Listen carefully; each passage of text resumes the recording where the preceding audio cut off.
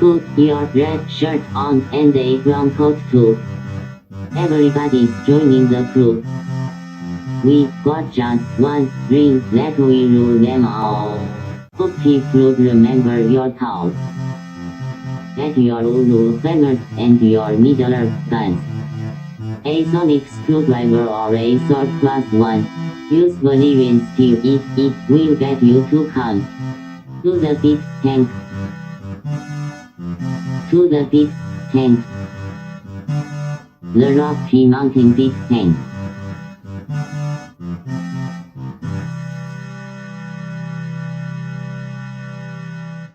Hi, I'm Guy, Hi, I'm Troy, and this is Geek Tank. your Reese cup size podcast. I only say that because I've got a Reese cup here. So. Yeah, better than what I got. Okay. And there's Brent. Brent is Brent. He's here. Yay! We can start the party now. Yeah. Oh, Brent's here. Good. We can start the show. Mm-hmm. No Alex tonight. No Alex tonight.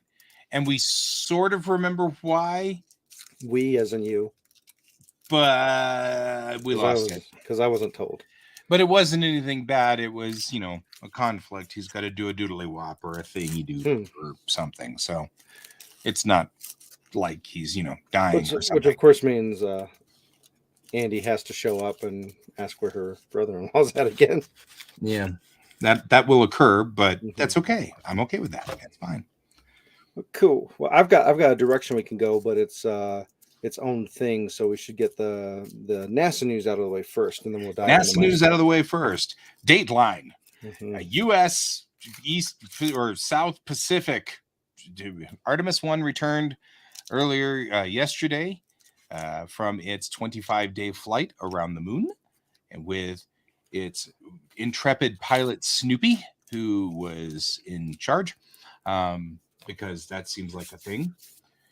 So yeah, it was that was a great, fascinating recovery to watch. I've never seen the like. It was pretty cool. The USS Portland was dispatched, which is an LHA, which is a type of a ship that actually has a floodable stern, so they can flood the stern and launch boats from inside the ship. So it's got like effectively a hangar, if you will, in the back of the ship with a big door that flips down, and you just drop the door into the ocean and flood it and then set boats out. And so instead what they did was they made this really cool rubber cradle that sat in that back deck, and then they just towed the capsule in and then brought it into the ship and then unflooded the deck, which picked up the capsule, which then effectively dry docked the capsule inside the ship. And then the ship just tootled on back, which I just thought that was really cool. We didn't have that technology in the late 70s that was functional, but apparently that class of ship was designed with this in mind.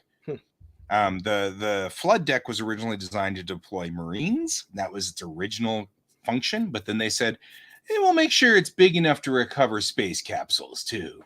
They should paint a mouth on it and put giant googly eyes on it. So I was totally going to, I think that's so very military. This is why they celebrate with root beer floats, Donald. I love that. I love it. But so that was pretty cool.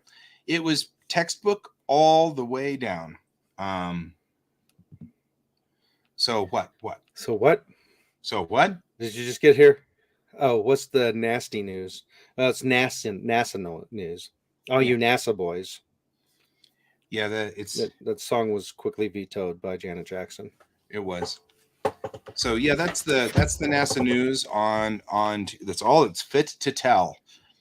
Is effectively that Artemis arrived. Artemis made it back, and the Orion capsule was recovered in a fascinating and interesting way. And I've never seen anything like that. That was very cool, and I was very excited, and that was fun. It also took frickin' 6 hours for them to finally tow it aboard, because they were doing let's check for radiation. Let's check to see if everything worked. Let's see how long we can leave it in the ocean with the air conditioning running to see if it kills the pilots or the astronauts inside, just in case. And so I was like, okay. So I'm like, well, here we go. So Yeah. Well, so my thing I was going to dive into is Christmassy related. The writer of the script for Die Hard has come out and compared Die Hard to A White Christmas, and it's becoming more and more apparent, and the argument is getting more and more solidified that Die Hard's a Christmas movie, no matter how much people want to deny it. So Christmas movie or not checklist. This is Die Hard compared to White Christmas. So takes place during Christmas holiday. Die Hard entirely. White Christmas, first and final scenes only. Setting is a Christmas party. Die Hard entirely. White Christmas, final scene only. Number of Christmas songs. Die Hard, 4. Let It Snow, Winter Wonderland, Christmas in Hollis, and Jingle Bells. White Christmas, 2. 2 songs. White Christmas and Snow. So the party venue is threatened by Die Hard, by terrorists, and White Christmas by foreclosure. I'm not sure how that's a Christmas thing, but he has it in there as a checklist. It's the German ringleader. Yeah, they both have German ringleaders. Government incompetency. Pentagon fires general. Yeah, so there's definitely. Whoa, the body count's way higher in White Christmas, though. Body count in Die Hard's 23. Body count in White Christmas is 26,128 because of the Battle of the Bulge. that's fair. Yeah. So you get way more death in White Christmas than you do Die Hard. Yeah. Yep. Yeah. So I think watching Die Hard and Die Hard 2, as Donald says here, 2 is definitely hands down a Christmas movie. They're all about family. Right. Hey, Christmas hasn't begun until Hans Gruber falls from the Nakajima That's Tower. that's New Year's Eve, I think. It's like You the count ball. down the fall. Yeah. I still remember the biggest thing I remember from Die Hard that I think is so funny is my mom Your mom. and I watching it, and both of us getting really perplexed by this funny guy playing a straight man, because we were moonlighting people in our house. We watched moonlighting all the time, and here was Bruce Willis like trying to be an action hero. That's just weird. And which of course was exactly how he made his career from that point forward. And moonlighting and him being a comedian is now one of those things where people are like, what? Bruce Willis was a comedian? That's weird. You know what I mean? Like his entire Bruce Willis was a musician? Right. It was so funny that's been the pivot that happened, because I remember watching Die Hard and both of us going, actually, he's not bad at this. You know what I mean? Like we were watching, we're like, oh, this isn't bad at all. Actually, it's kind of cool, but we were like, hey, that's kind of cool. He's got, that means he's got some decent acting chops, and we both kind of but he's going to go back to something funny. Nope. That was where he went. That was the world he went into. Yeah, so moonlighting didn't hit until 1985, and he started in 1980. Yeah, but we didn't know him. Yeah, you didn't know him prior to that. We knew him in 1985 from moonlighting. Because, Mom knew Sybil Shepherd. Although I don't think she actually knew Sybil Shepherd. Like with my mom, it's entirely plausible that she would actually know the people. But I don't think she actually knew Sybil Shepherd. But she knew Sybil Shepherd from her 60s movies. Mm-hmm. So she knew Sybil Shepherd from her childhood, teenagerhood. And so she was kind of going, I'm going to hook in on this and watch what Sybil Shepherd does to see if she can pivot her career. And then she's like, and this guy, whatever his name is. Whoever this guy is. And then we watched it and we're like, oh, hey, Bruce Willis is pretty cool too. This is great. This is a lot of fun. Mm-hmm. And then, Die Hard 2 filmed here. So that's a thing. Mm-hmm. So yeah, and Mom was involved in that somehow, but I don't know how. And as I know she was involved, but a lot of one-liners. Even though he went to action star stuff, he kept a lot of his comedy with it. If you look at his films like Hudson Hawk. Yep. That's... Yeah, but he's not known, which is fascinating. Mm-hmm. He's not known as a funny guy. Yeah, which cracks me up. That's just really cool. If he ever actually did stand up, because it might have been his only comedy thing was Moonlighting originally. Yeah, maybe. And it's just because it's the first thing that became really famous, people just assumed he was a comedian. So this is an interesting war that people keep having over whether Die Hard is a Christmas movie or not. What's interesting is how feverish the arguments get with it. Some people are just Right. It's kind of weird. super upset that anybody would dare call it a Christmas movie. Which is funny because they call Sound of Music a Christmas movie. And I'm like, not even Christmas. But it's, we end up with Favorite Things as a Christmas song now. And so therefore, by virtue of connectivity, they have decided that it's connected somehow. And okay, but huh? Find that interesting in its own way. Yeah, right off in Googling that, someone right off the bat's like, is not a Christmas movie because they're Sound of Music. There's no scene or reference to Christmas in the movie at all. Right? So it's and really, if you listen to the song, My Favorite Things, I don't think there's any reference to Christmas in it. No. Sleigh bells and snow that stays on my nose and eyelashes. Sleigh bells that ring, and so it's got references to things to that winter. occur in Christmas, but that's it.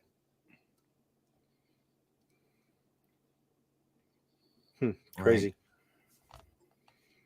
Right. I don't know. Something in sleigh bells and Yeah. something sashes. But none of the other songs and none of the movie takes place during Christmas.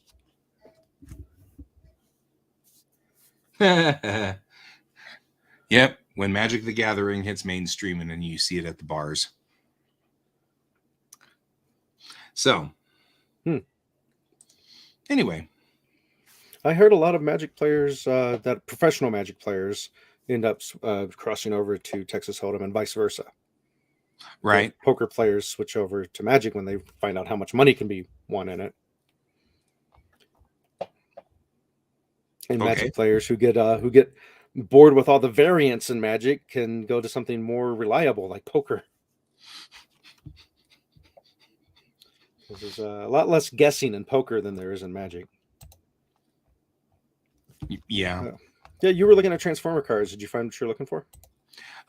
Sort of. I mean, I just really want to kind of collect all of them, but then I'm noticing that they're going to start dropping the main Transformers cards in those pay $100 and get 6 card sets. And I'm like, okay. Aren't they not interested.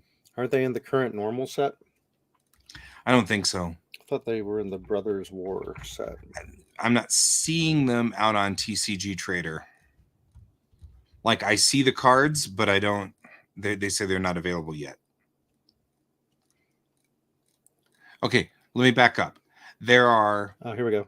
There are 12 or 13 actual Transformer cards which are played as creatures, vehicle creatures. Those are the ones I will get.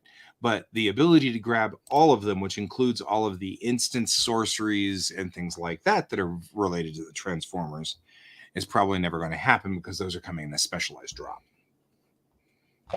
Okay, is that where they just redo cards with their artwork and they're actually some other card just with the Transformer I don't know. artwork? I have no idea. Maybe. I'll take a look. But yeah, I don't know enough about these new sets to figure it out. It says the next set, which was released November 18th, which was last month, Brothers War, has Transformer cards in it.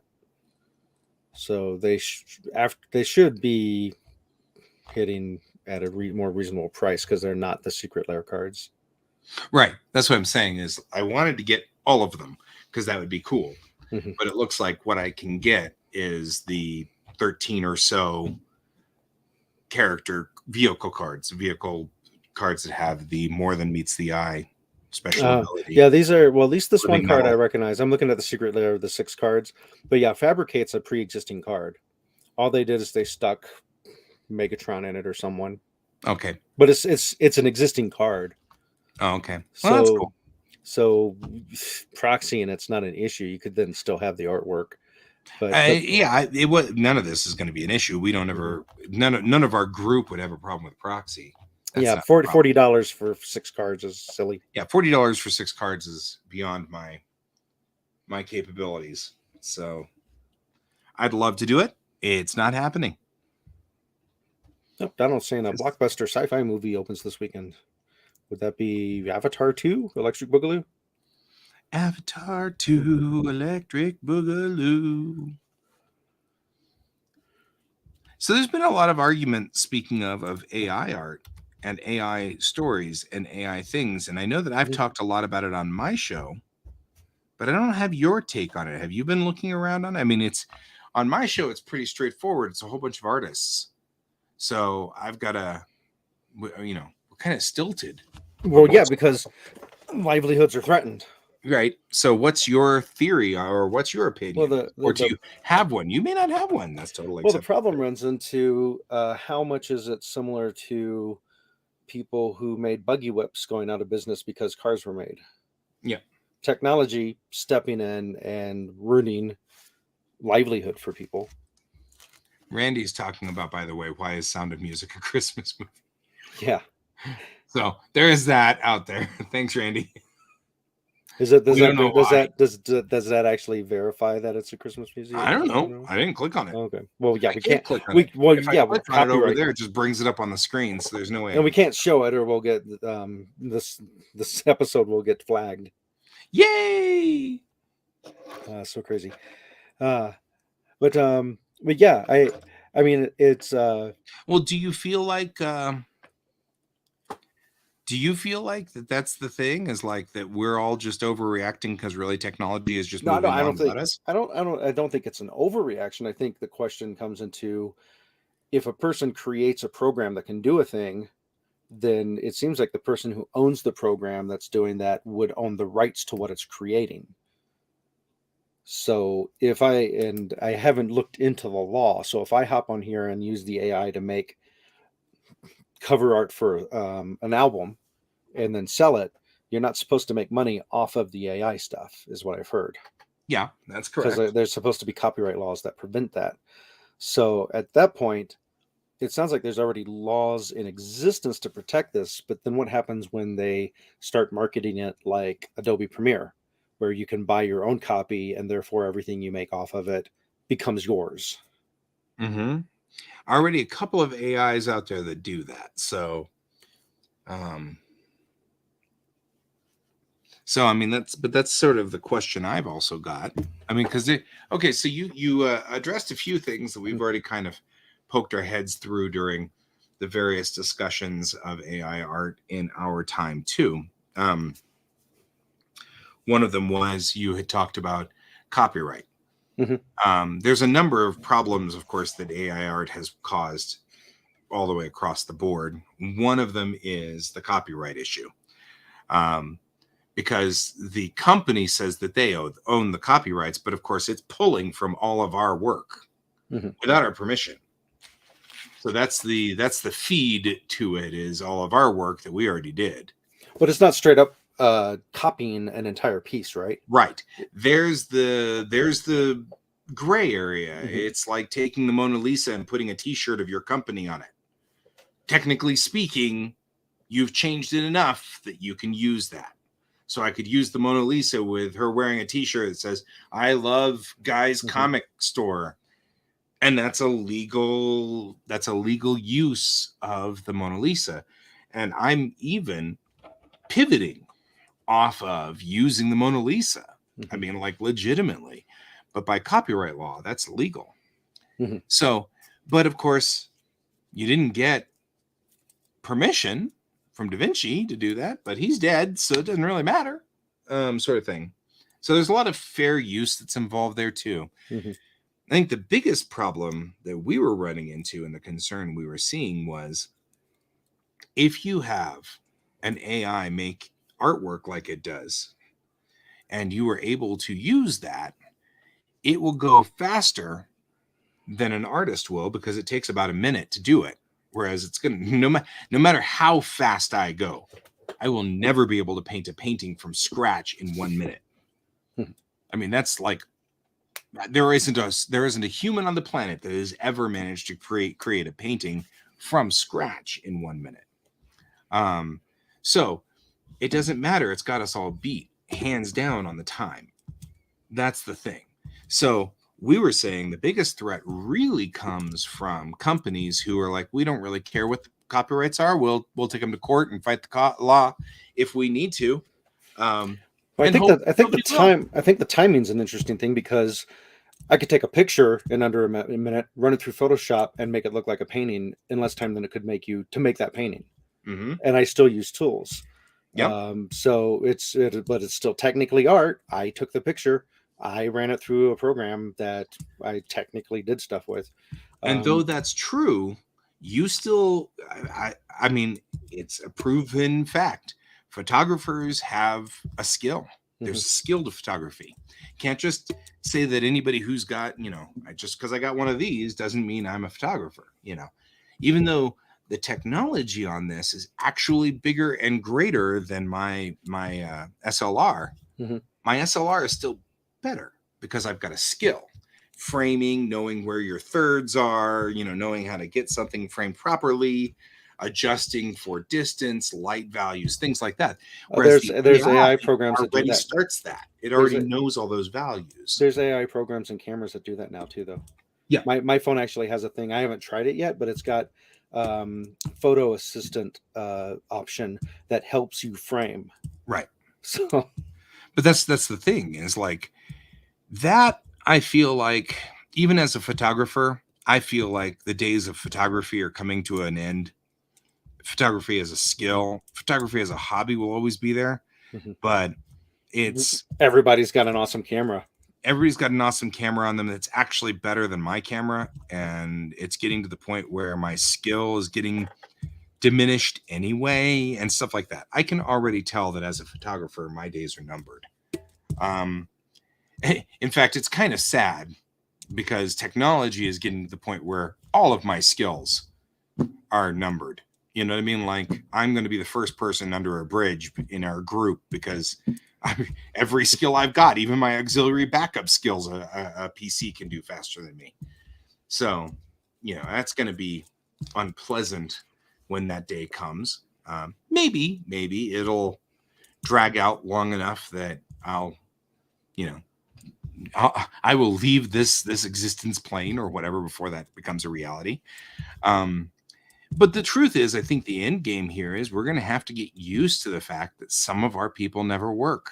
Mm-hmm. That's what's going to have to happen. We keep putting people out of work and then expecting them to just find a job somewhere. And, we zone out all of their skills and then say, well, why are you not employed? Well, I was this, but now a computer does that. I was this, now does that too. And I was this, and now, well, then go work at Wendy's. Okay, but Wendy's won't pay for my house. Well, then get a smaller house. Okay. You know what I mean? Like, we're going to, at some point in time, we're going to have to. Hey. Oh, he didn't. Are we sure it's actually him, or is it an AI? Are you an AI? Yeah, no. How many fingers do you have? All of them. Ah, no! You see a turtle in a desert and you flip it over. What the fuck's a turtle? No. Right. Right, Well, tortoise. and then that's plausible too. Except that really, sewing machines did take the hand sewing part out, and now they're getting automated sewing systems that can cut and assemble garments. So, are you? Oh yeah, were you eating small children to keep young? No, I'm not young. Shrug. I'm 46. Yep. So anyway, that's I old. find it fascinating. I don't know. I think that the end game on this is somewhere not very long from now, we're going to have to figure out what to do about what we're going to have to do about people phasing out all of our workers. It's going to come down to copyright laws and such. Well, so we were talking about AI artwork and how artists are upset because, of course, some AI artwork is hard to distinguish between it being AI versus somebody putting out awesome artwork. And the real problem seems to be coming in with people claiming that they created it and then selling it. Like I think one thing you were talking about on a Facebook or something was about someone selling AI generated artwork to a novel to use as their cover, but hadn't and claimed it was theirs, but really it was AI generated. At the moment, I can still see it still has sort of a certain amount of je ne sais quoi. There's something there. I can see it, and I'm like, it's made by this is artificially slammed together. But it's getting better with every iteration, and that 6 months ago it was obvious and clear. Last month, I wasn't so sure. You know what I mean? Like, it's starting to get better. And then my buddy Can just posted to me, some guy just spent a weekend and typed into an AI chatbot to write a children's book, and it wrote a children's book. Then he fed that into Midjourney and had Midjourney do all the illustrations. He assembled it all together and published it. It took him 8 hours from beginning to end, from the moment of getting an idea to sending it to the printer. And he posted holding up pictures of it. Yeah, see, that's an example. So this specific piece actually won an art contest here and before the people realized it was AI generated, and so it definitely brought up some questions about see you later, Randy. entering AI pieces into a art contest. But to me, this is like one of those that's really awesome. And if you go look up like the best AI generated art, a lot of it is very difficult to tell it wasn't made by a person. Oh, sure. I mean, some of the things I've been running for AI art for just our game. You know what I mean? Like, I've been asking our players, what in the world is going on here? Crashy stuff. I've been asking our players, going around the table and saying, hey, players, what's your character look like? And then I've been trying to run it through the AI generator just to see. Because honestly, legitimately, this is kind of fun. There is a certain amount of fun to it. And for something like this, it's great. It's not borrowing somebody's picture, and when you have no inspirational spot, like my character in our game, I don't see an actor or an actress that fits her. She just is who she is. And my painting of her that I did is what I see. That's who she looks like. She looks like that. But like Alex has a very specific look in his mind, and it's very specific, and I can run that through an AI generator and do a better job of the AI generator getting at least started than if I were to try to draw it from scratch, because I think I would have to do does this look like your no, the eyes are too close together. What about this? Now the eyes are too far apart. Is the AI program you're using accept artwork as examples? Can you plug in artwork? Because our friend Chelsea's been doing that and getting AI generated versions of herself. Yeah, Midjourney. Because you could do that with the actresses that Alex. That's what using. You can actually, if it's a mainstream actor with Midjourney, you can just type in a portrait of Troy Fleur, except in samurai armor and with purple hair and carrying a sword and a ferret, and amazingly, it actually makes a pretty reasonable picture of you with a sword and a ferret and samurai armor and purple hair. And you're like, well, okay, how'd you do that? But it has to be mainstream. I actually did say in there, because I was seriously curious, I did fire off Midjourney to say in the style of G.S. Davis, and it got nowhere near me. So I don't think it knew enough. There's not enough of my artwork in the system for it to pull. So did you have an opinion, Alex? Oh, well, I haven't given it much thought. Yeah, I don't know. It's so far it's just a tool, the semi-autonomous learning.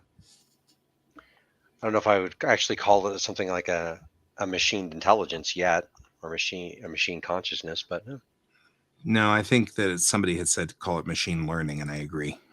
yeah. So Midjourney costs money. Yeah. Yeah, that's funny money. Because whatever one I was using, and I can't remember the name of it. I remember it was free. Well, you can Which do the year first though? 25 in Midjourney for free. Oh, okay. And Donald asked a question. Donald, to you, no, I don't think there's any AI generated art. There is backlash going on now in the art community against it. So excuse me. So and knowing how Cameron is, I doubt he's too much of an artist. I don't think he would do any AI art. Besides, I think the only thing that we'd ever get out of AI art from there would be assistance in keyframing or something like that, smoothing stuff out. But I don't think there'd be any. And that's the other thing. Like, I have been pulling a lot from AI, which is fascinating. And some of the stuff that I get from there is really cool and really interesting. And it's a good start. But the question really is how far until it's my art? Mm-hmm. And then how much do you have to alter it to be considered yours? And of course, obviously the law says like 10 to 30% or something to that effect. But I mean, it's already 30% down. And without anybody marking or tracking these, you'd never know. I mean, if I were to... Yeah, I think the only way they found the one that the contest thing was because somebody did a reverse image search and were able to find key points on it or something. Yeah, because that's which was the way I was doing it before, but I did a test about a week or two ago where I took a piece from Midjourney. I specifically called it up and I told it to do something in the style of an artist that has already been hit and has already had problems because his art has been ripped for AI work. In fact, it's Sam Yang, and he's a artist that I follow. He had a problem because he was doing a live draw, and somebody took the picture he was working on in the middle of his show, screen capped it, fed it into AI, had AI complete it, released it on the internet, and then threatened to sue Sam for copying him. And got into a huge fight over this because the guy legitimately was saying, I finished this piece before you. That's on you. And apparently that got into a huge fight where people were actually threatening Sam on this one. So, like, and he's such a sweet guy. He's one of those infinitely sweet artists, like really nice people that you don't want bad things to happen to because, it'll make them jaded. And so it's like, oh, don't do that to him, But I did the same thing. I specifically told the AI to do a Star Wars picture in the style of Sam Yang because he doesn't do Star Wars. He doesn't. But you get the idea. Anyway, it doesn't really matter. And it did a picture which didn't look like his art, really. So I did a reverse image search and I could see where the styles were, but there was nothing directly related to that picture. I don't know where it got it from. I don't know where the information came from, but I couldn't spot it. To test it, I threw my Ivy picture that you both have seen. I threw that into the reverse image search too to see what it came up with. And I found out that other people have been doing green tieflings too, by the way. I'm not the only green tiefling out there. There are other green tieflings. So, but anyway, fascinating in that instance that I did see other sort of instances of things that were similar. But at least when I put my Ivy picture in, it brought up green tieflings.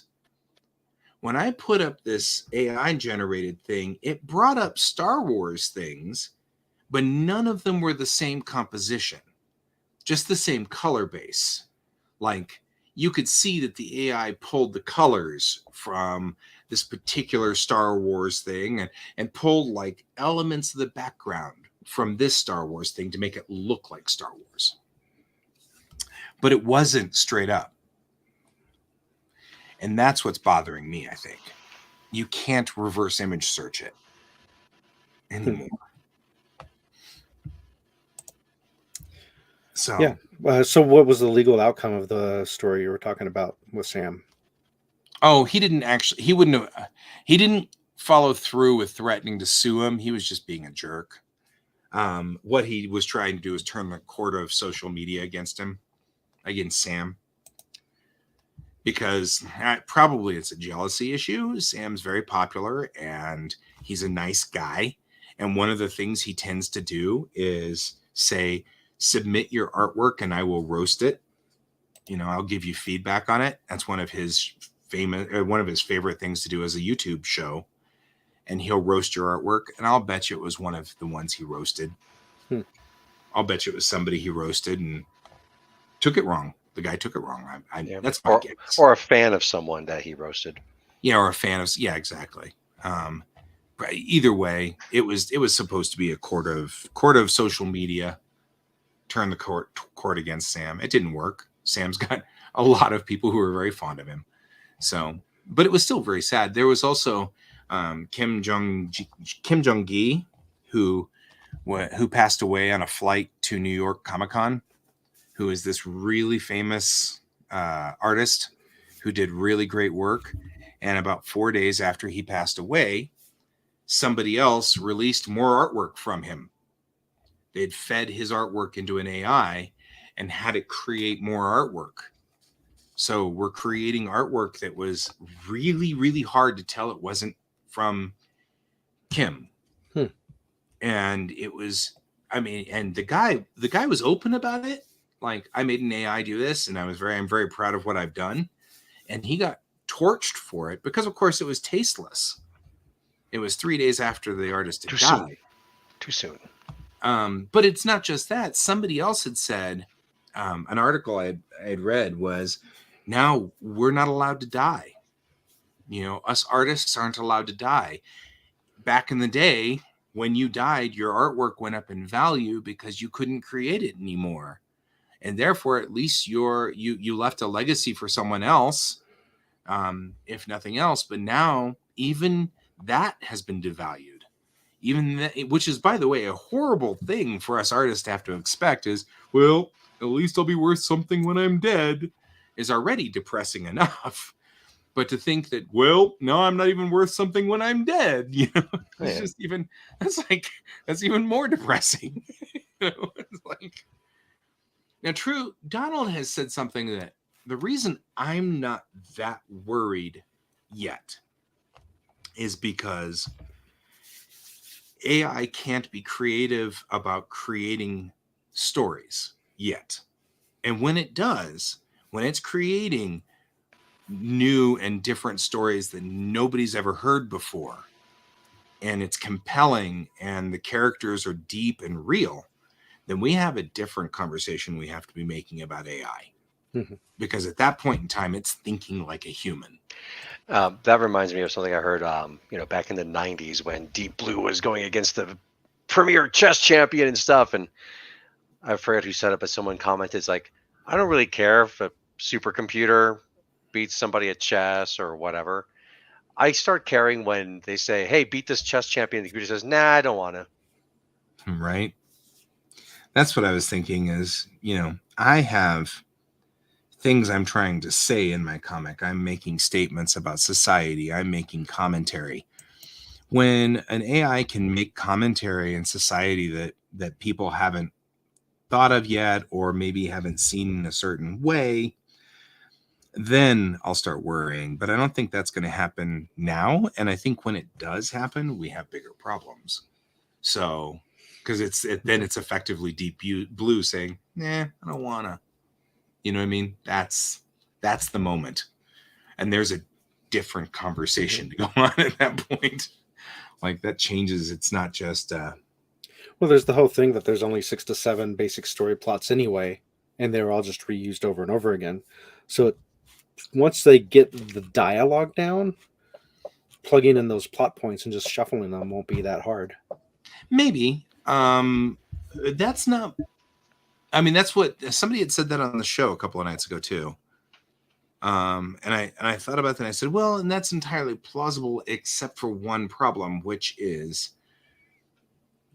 it's not. You're not really reading a story for its plot, at least not in the hard science fiction genre, right? I mean, pretty much you could roll a die and come up with one of those 6 plots, and then have an idea about trying to talk about this really interesting thing, and then just throw it into that plot or throw the plot over it. That's pretty much what Asimov has always done. All of his books are pretty much a really bizarre, mind-boggling concept, and he just threw some random plot and a couple of cardboard characters at it so that it's somewhat readable. But he had always held from the get-go that characters meant nothing and plot meant nothing. He was effectively, he just couldn't sell a dissertation on things. Nobody would buy that. And so now that doesn't mean that Asimov's characters suck or whatever. I think that he undersold himself. I do think his books are a little wooden comparatively speaking, but I think but his whole thing was it's really, and to some degree, I think that's what I'm doing too. I really want to do things that make you think. That's what I want to write. Well, what you want to do and doesn't mean, I think an AI computer can still be cranking stuff out and taking away jobs and won't. Oh, totally. I'm not talking about writing the best novel ever, but you take some of the worst scripts from Star Trek, you'd believe a computer wrote them if you didn't know any better. And as Brent skirts. Brent mentions it too, and he's not wrong. That they had an AI create a script for Stargate and had the cast actually read it, which I think is in and of itself a bizarre statement. But and you're right, like your pulp shows could easily be written. I mean, comedy, every Sharknado sitcoms could be written by AI. You know what I mean? Like they're not deep. There's nothing to think about. I was referring to, is Guy actually threatened at this point? And I think really it's all about Guy. My personal thing is I don't think I'm threatened per se yet. Yeah, and by the time I am threatened, I think that we've got a different conversation. Your reputation and fame as a writer is not threatened yet. Or what I want to do is not. You never. Maybe you'll be the writer who gets to be popular because of an AI. That's kind of what I was kind of wondering. I was like, wouldn't that be a weird turn of events? Well, who are the show sponsors? Sorry, distracted. It's not Midjourney. Midjourney is not this. Okay, here we go, guys. Geek Take is sponsored by Kieran Games, Geekway Homes, and Your Mom. With 62 fingers and 3 eyeballs. 2, 10, 11. Eyes, fingers, toes. Right. Yeah. So, oh boy. Adam's Family. So that's a thing. Black Mirror episodes? I don't know. Maybe. Thanks, Mom. No, I actually recently got back into Black Mirror. Like I stopped watching it for a few years and I decided to restart and finish out what they had done. And I'm watching at least one of the episodes I watched was I was like, yeah, I like the broad strokes, but the details are kind of stupid on this one. Yeah, well, that's the thing. I think Black Mirror, there's 2 schools when it comes to sci-fi. There's pulp and there's hard. And I think that Black Mirror tries to be hard sci-fi, which comes from the Isaac Asimov school of, what if we took a robot and did this thing with it? And everybody goes, what? That's bizarre. What would be the end result? Oh, well, that's kind of an interesting, let's write a script around it. We'll call the main character Bob. We'll call the other main character Tim. And give it, I don't know, this plot. And so you end up with sort of that. How many Black Mirror episodes have you seen, Guy? Some. Okay. I mean, not a lot. I was under the impression it was coming from Twilight Zones. It's more dystopian than Twilight Zone. Yeah, but that's still, it seems like, well, at least USS Callister was definitely that theory. Was what if we took Star Trek and took it to its logical, I mean, what's going to happen when Trekkies put on VR helmets? Mm-hmm. I mean, the first thing they're going to do is try to put themselves in the Enterprise. The second thing they're going to try to do is sleep with Uhura. You know that's going to happen, because that's why Mariner has to clean the holodeck filters, and that's why it's a gross job. Yeah, I think it did. I don't think they weren't two dimensional too much with that episode. Oh, no. That's not, I'm not saying that they're typically two-dimensional. What I'm saying is there's the methodology of, I want to write a space opera, and with these excellent characters that are really deep and very involved, and we'll just put them on a spaceship. Sci-fi. Then there's the, I have this interesting idea and I'll throw the people on. You're saying the sci-fi is the backdrop. Right. Sci-fi is a backdrop versus the science being, or making a thought process. Could be, but they tend to always make technology in some of them pivotal. So it has to be the VR has to. It's really more of a commentary on the VR than it is about Star Trek. 15 Million Merits is one of my favorites, and its big commentary is about how advertisements are extremely invasive. Right. But it's making a commentary about that, as opposed to, let's just say, Babylon 5 as an example. Babylon 5, which, by the way, is an excellent series, one that I love a lot, could be stripped of all of it and be an outpost in the middle of the desert between China and the Middle East, where you're trying to keep the Chinese and the Middle Eastern and all the religions stabilized and everything like that. It could easily be transferred back and forth between those two, because the fact that it's a space station is not the critical point of the story. The fact was all of the diplomatic dichotomy that's going on. It could be Game of Thrones, effectively. Right. They could be interchanged. That doesn't mean, by the way, I'm not trying to discount these things. I'm not saying that because you wrote it from the point of view of characters, then it's junk space and junk plot or whatever, or because you wrote it from the point of view of a concept, that you cannot write good characters. I am actually literally trying to do the other part, where I have a concept and now I'm backfilling to make sure that all of my characters are integral and make sure that it's interesting. And because I do not believe in the Asimov theory of that, I want it to be all. I want people to be invested in my characters. I want them to love my characters. And I want people to end my stories by going, holy crap, I didn't even think about that. You know what I mean? I want both of those. So I just think that Asimov didn't feel that way, and that's on Asimov, you know? Yeah. So. Yeah, I mean, fiction is about, or especially science fiction, is about today. It's about what's going on now-ish. And then looking at the terms here, I mean, hard science fiction and its complementary term, soft science fiction. Hard science fiction being the popular distinction between hard natural sciences and soft science fiction, social sciences. Yeah. Yeah, so it's not so character hard science fiction characterized by concern for scientific accuracy and logic. Term was coined in 1957. And though I kind of agree, I also think that there are hard social commentary sciences. No, I mean, yeah, I mean that's when you write science fiction, you're writing about what's going on today. Mm-hmm. Like when you're talking about like relationships and like an analogy and such. So that is sure. That's, you know, dressing up the truth a little bit because people can't take the naked truth. That's a Star Trek trope, yes. Like straight up what Star Trek has been doing for years. And that was said by a rabbi like 1,000 years ago. Yeah. but Star Trek has also, that's when Star Trek tends to fall on its face, is when it's a little too on the nose. Right. And as far as B5 goes, I'm never a B5 fan. I watched a handful of episodes. I respectfully disagree. I don't think it was all that. B5 has its moments, but it's like Star Trek, the original series, in that you have to look at it where it was. It was the first real time that we, as science fiction fans, got an integral story that was all assembled, because it was one season prior to Deep Space Nine.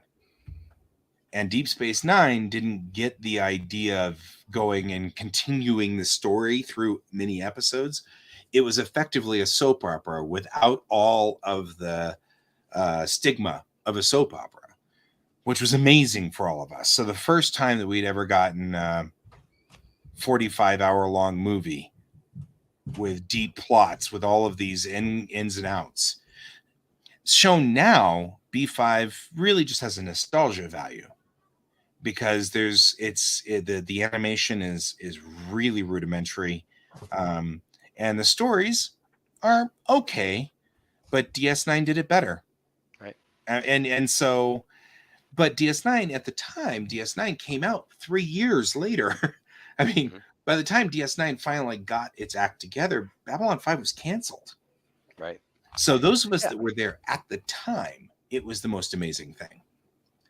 So it's like the original series of Star Trek. You watch the original series of Star Trek in a vacuum, you're like, why are these women wearing short skirts?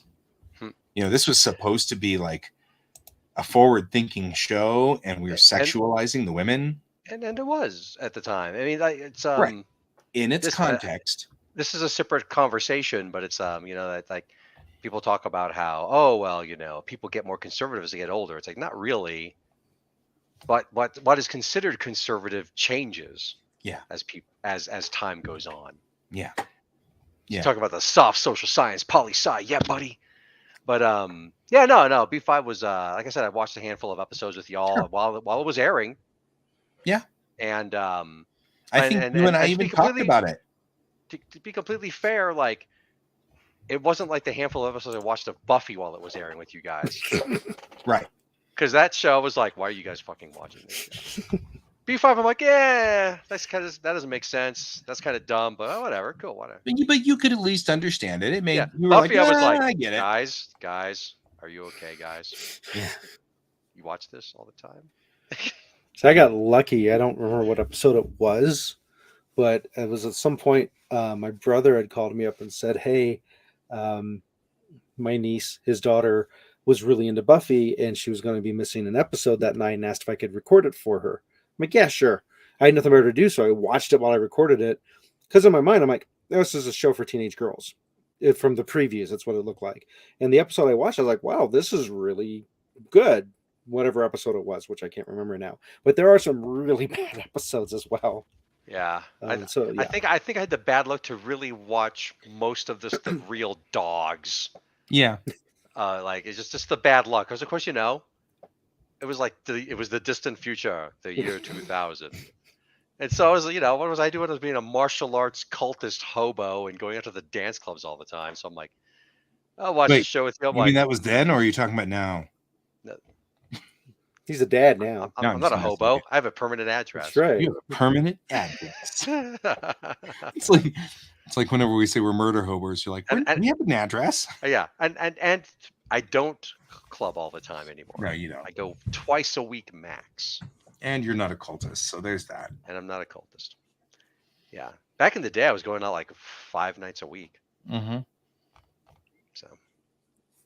Yeah, and I mean, it's a thing. And it's one of those things. Buffy has its moments that are really, really solid. And a lot of episodes you can just totally skip. There are entire zones of Buffy that you can just skip. But that's fine. It's all good. A lot of it was that, Joss wasn't given free reign until his show had gotten popular. So the first couple of seasons, first 3 probably even, are all junk because he had to do what they told him to do. And, whatever you say about Joss, he did change and alter the culture. And he may not have been the world's best guy, but that's back to the separate the art from the artist. Yeah, Death Firefly of the made Author. changes, Buffy made Um, changes, you know. Yeah, Death of the Author is definitely a thing. But I honestly don't think Joss Whedon's all that. My favorite thing of his was Firefly, and I think it's actually better because he didn't get to turn it to trash as it. You know, it's went on funny. I think forever. most of us agree. The fact Yeah, that it only like- went 13 episodes was great for it. all the other stuff of his I've watched, I've always been like, meh. Be like, but the Avengers, and I'm like, you mean the 20-minute fix the helicarrier scene? Really? That's necessary. Well, and I mean, you know, like one of my favorite things from Joss is, of all things, the Disney's Atlantis, because he was a script doctor and he just tidied it up and made it funny in areas where it needed to be funny. And that's what he's good at. And he, you know, so Firefly is good because Tim Minear wrote most of it. Ah, And Joss went in and made it funny. So was not Tim aware. Minear would write the script and he'd go in and doctor it. Hmm. That was a great combination. That's what needed to happen. Or, you know, we ended up with a lot of those things where a lot of the writers that were writing in there were either ex Star Trek writers, which happened.